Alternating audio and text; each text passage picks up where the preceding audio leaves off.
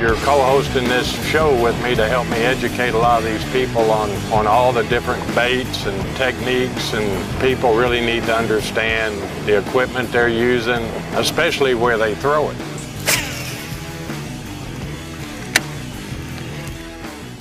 Fish plenty right here that'll eat it, and that's probably one of them. You lose. I want you to see how big this one is.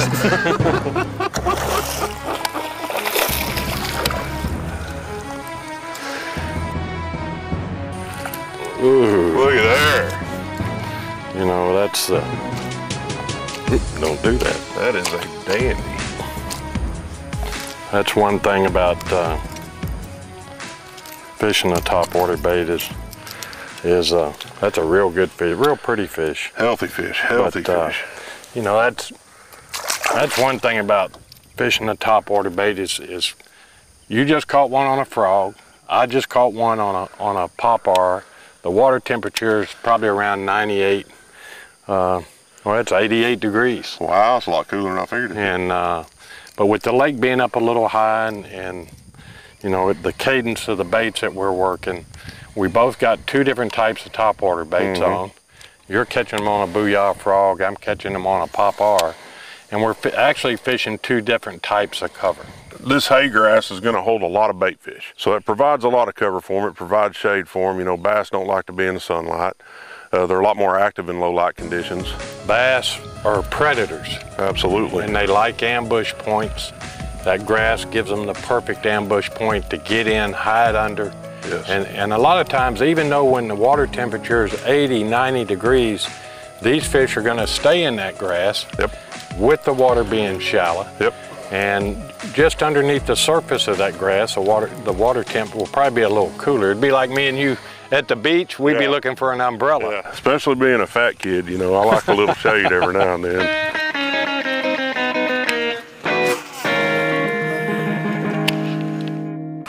There's one. Lee, I'm buying dinner almost. I'm gonna have to step it up. What we're gonna talk about a little bit is the equipment that we're gonna use today to fish some of these topwater baits that we're fishing, especially the Rebel Popar, because I like to fish this bait with about 3 different cadences, which I call slow, medium, and fast. Anytime the angler is gonna go fishing, you have to let the fish tell you the momentum of the bait that he wants, whether it be slow, medium, or fast. To give you an example, I'm using a very high-speed lose reel. It's like a 7-to-1 gear ratio. When I make the cast, I hold the rod up, and I'm gonna work the bait extremely fast, just like this. By using the high-speed reel, it allows me to keep up with the bait as the bait's moving. And there'll be times that when I work that bait that fast, I'll have a tendency to stop it every once in a while. Let it hesitate, move it again. The second way I'll work it is I like to chug the bait. Gives it a whole different sound. The popar will actually give you 2 different sounds. It gives you a spitting sound, like a shad flicking the surface of the water.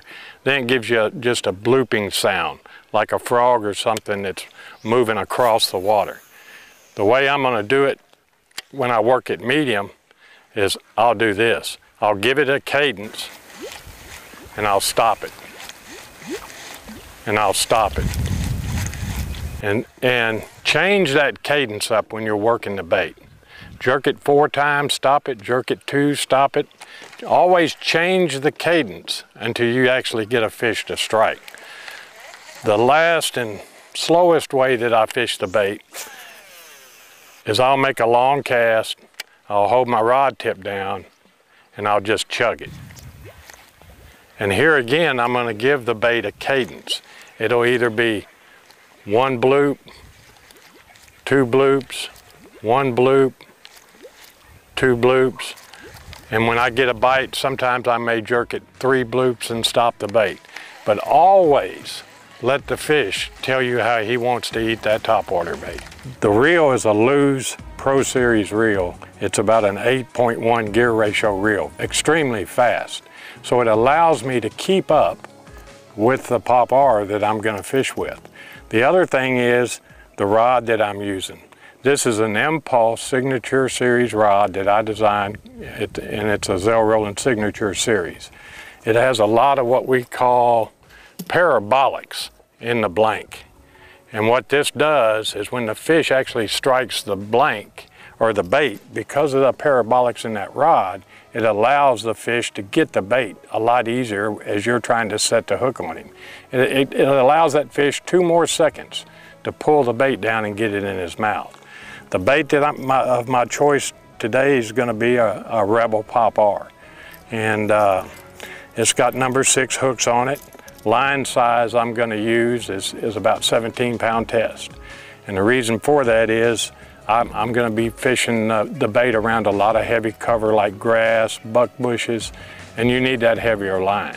As a rule of thumb, if you want more action out of any topwater bait that you throw, you use light line. The lighter the line, the more action you get.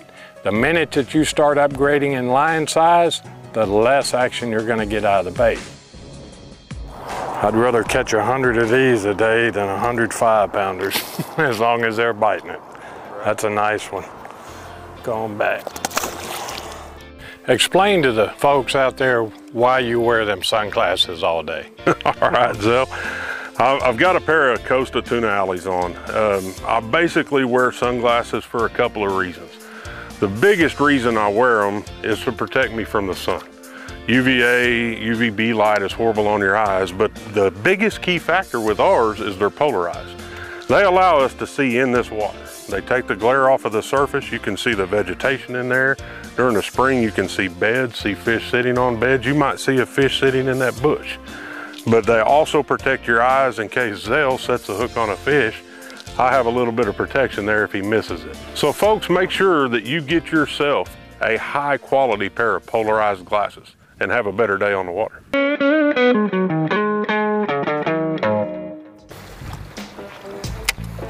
Thank you, girl. He's happy. He's back in the water.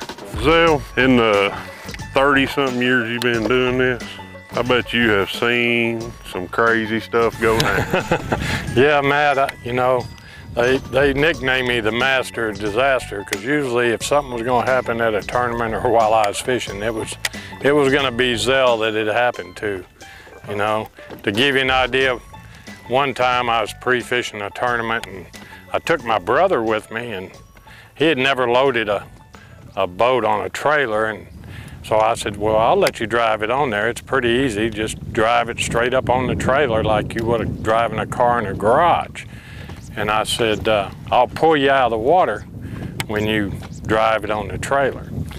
So he sit there, and I went and got the truck, backed the truck down the water. He drove the boat up on there, and you know, back then you're a little younger and dumber. So I pulled the trailer out pretty fast with him sitting in the boat. And when I came to a stop, he passed me on the other side of the truck sitting in the boat going down the parking lot. And if there would have been 20 cars there, he'd have crashed into about 10 of them.